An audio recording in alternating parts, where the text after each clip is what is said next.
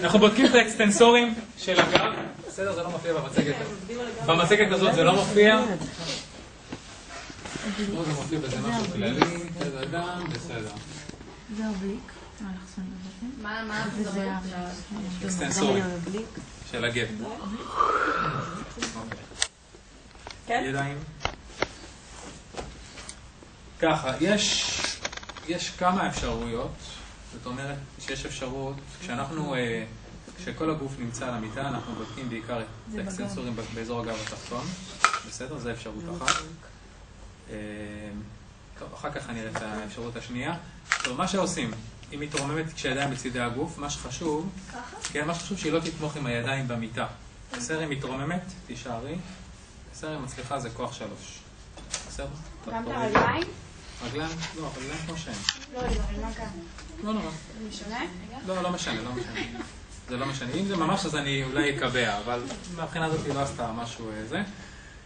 ידיים קדימה, על העורף או על המצח.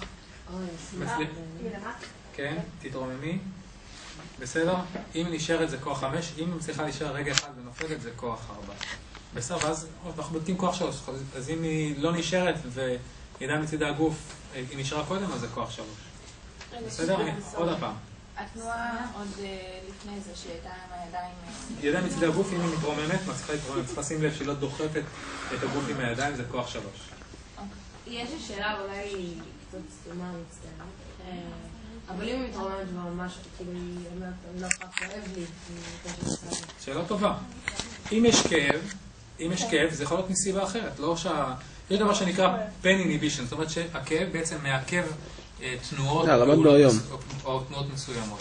בסדר, צריך להתייחס לזה לא כחולשה, ככאב שמפריע לבצע את התנועה או מפריע לפעילות השרירית. אז אני לא ארשום שעשיתי בדיקה של manual muscle testing, אני ארשום שבביצוע extension אקטיבי היה כאב שהפריע להמשך הבדיקה. משהו שאפשר להתייחס אליו. בסדר? וזה נכון בכל, אם אני מטופל להרים את הכתף וכואב לו, זה נכון בכל תנועה. באמת מצלמים כאילו אפילו על חצי הרמה. אוקיי. אז אני דווקא נתקל שמתלוננים יותר בכתף.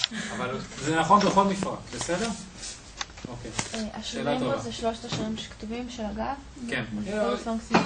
מולטיפידוס גם לא רשום פה. כן, כתוב את 3. בסדר. אוקיי. 3, לצידי הגוף אמרנו, נכון? שאלת? 4, אם היא מצליחה רק להרים והיא נופלת מיד, זה 5, שהיא מצליחה להישאר. בסדר? כמה להישאר? 3, כמו בכל דברים אחרים.